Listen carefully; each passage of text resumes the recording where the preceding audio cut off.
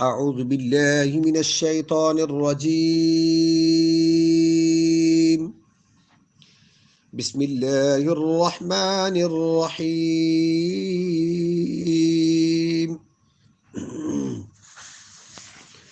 إن الذين يكفرون بآيات الله ويقتلون النبيين بغير حق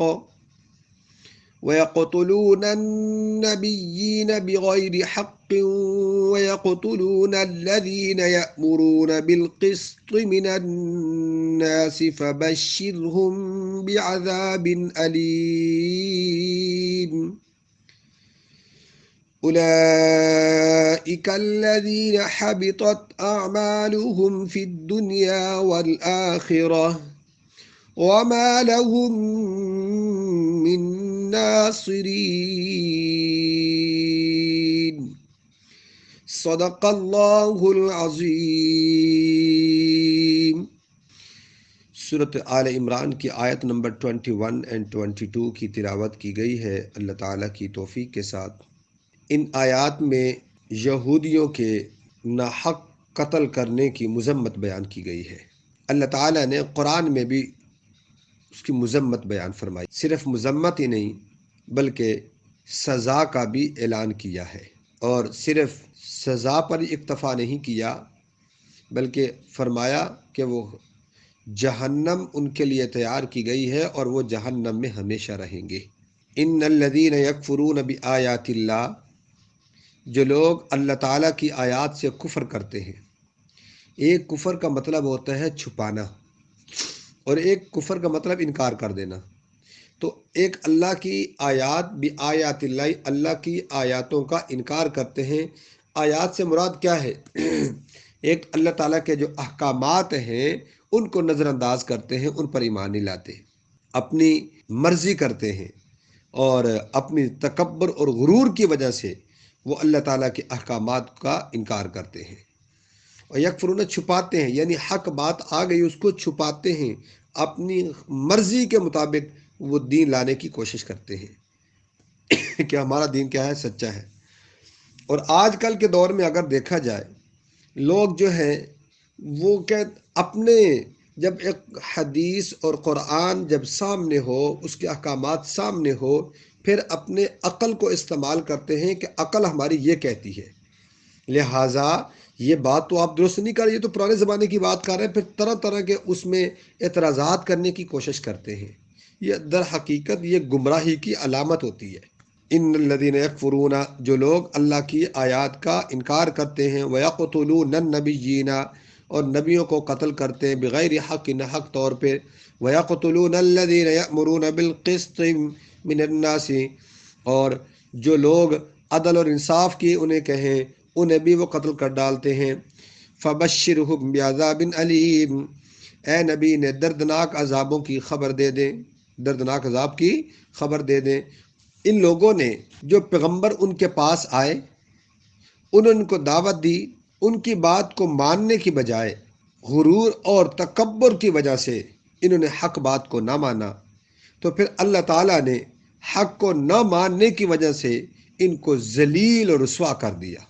ابن ابی حاتم میں ہے، یہ روایت ہے کہ حضرت ابو عبیدہ بن جراح رضی اللہ تعالی عنہ نے رسول اللہ صلی اللہ علیہ وسلم سے پوچھا کہ سب سے زیادہ سخت عذاب کیسے ہوگا، سب سے زیادہ سخت عذاب کسے ہوگا؟ تو آپ صلی اللہ علیہ وسلم نے فرمایا، اسے جو کسی نبی کو مار ڈالے، یا کسی ایسے شخص کو جو بلائی کا بتانے والا ہو اور برائی سے بچانے والا ہو اور اسے قتل کر دے. آج کل جو لوگ سمجھانے کے لیے جاتے ہیں تو لوگ انہیں بھی کہتے ہیں آپ وہابی ہو، فلاں ہو، فلاں ہو، طرح طرح کے اعتراضات کرتے ہیں.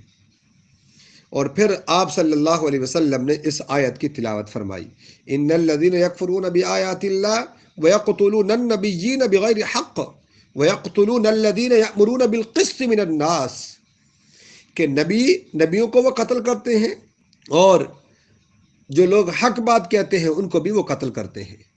حضرت ابو عبیدہ رضی اللہ تعالیٰ نے فرمایا کہ بنی اسرائیل نے 43 نبیوں کو دن کے پہلے حصے میں انہوں نے شہید کیا۔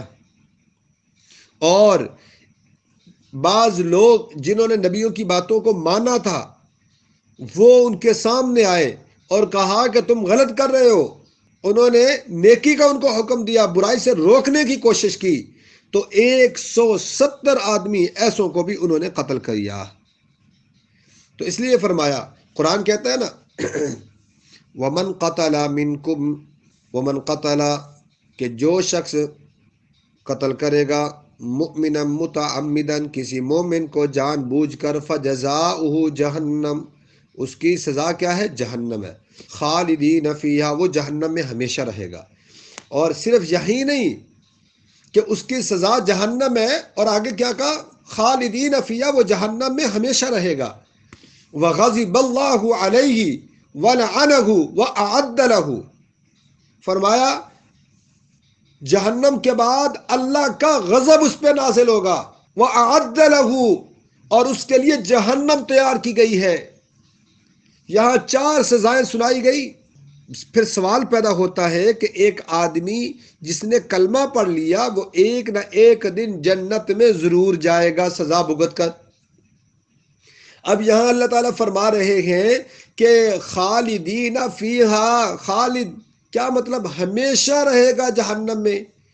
تو کافر لوگ جہنم میں ہمیشہ رہیں گے، مسلمان کیسے ہو سکتا ہے؟ تو مفسرین نے یہاں پر لکھا ہے کہ جو کسی کو ناحق قتل کرتا ہے، پھر توبہ نہیں کرتا، قصاص ادا نہیں کرتا، اسی حالت میں دنیا سے رخصت ہوتا ہے، وہ دنیا میں کتنی بھی نمازیں پڑھتا رہے وہ کفر کی حالت میں مرتا ہے، وہ مسلمان ہو کر نہیں مرتا، کیونکہ قرآن کہہ رہا ہے خالدین فیہا، وہ ہمیشہ جہنم میں رہے گا۔ فجزاؤہ جہنم، اس کی سزا جہنم ہے، اور خالدین ہمیشہ اس میں رہے گا۔ یہ تو قرآن کہہ رہا، قرآن کی بات تو جھوٹی ہو سکتی نہیں ہے، بلکہ یہ سوچنا بھی غلط ہے کہ یہ کوئی اس میں جھوٹ کا کوئی شیبہ ہوگا، کوئی شک ہوگا۔ شک کرنا بھی اس میں یہ گمراہی کی علامت ہے۔ تو اس لیے جو آدمی کسی کو ناحق قتل کرتا ہے وہ مسلمان ہو کر نہیں مرتا، وہ کافر ہو کر مرتا ہے۔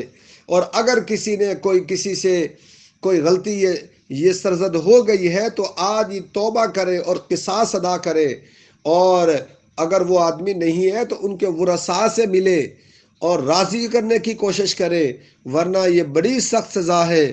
اللہ ہمیں بچائے۔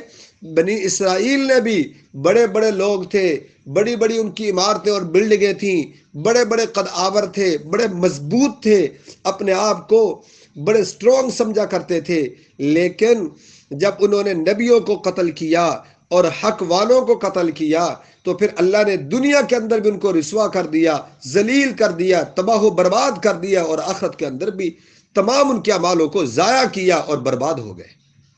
اولئک الذین حبطت، یہ ناحق قتل کرنے والے اور سچی بات کو جو سچ بات کہے اس سے آگے ان کو بھی قتل کرنے والے، اولئک الذین، یہ لوگ حبطت ضائع ہو گئے ان کے اعمال، فی الدنیا، دنیا میں، والآخرہ، اور آخرت میں، وما لہم من ناصرین، اور ان کا کوئی مددگار نہیں ہوگا، کل قیامت کے دن بھی ان کا کوئی مددگار نہیں ہوگا کہ وہ یہ سمجھ لیں کہ ہماری کوئی سفارش کرے گا یا کوئی ہماری مدد کو آ جائے گا، بلکہ کسی قسم کی کوئی مدد نہیں کی جائے گی۔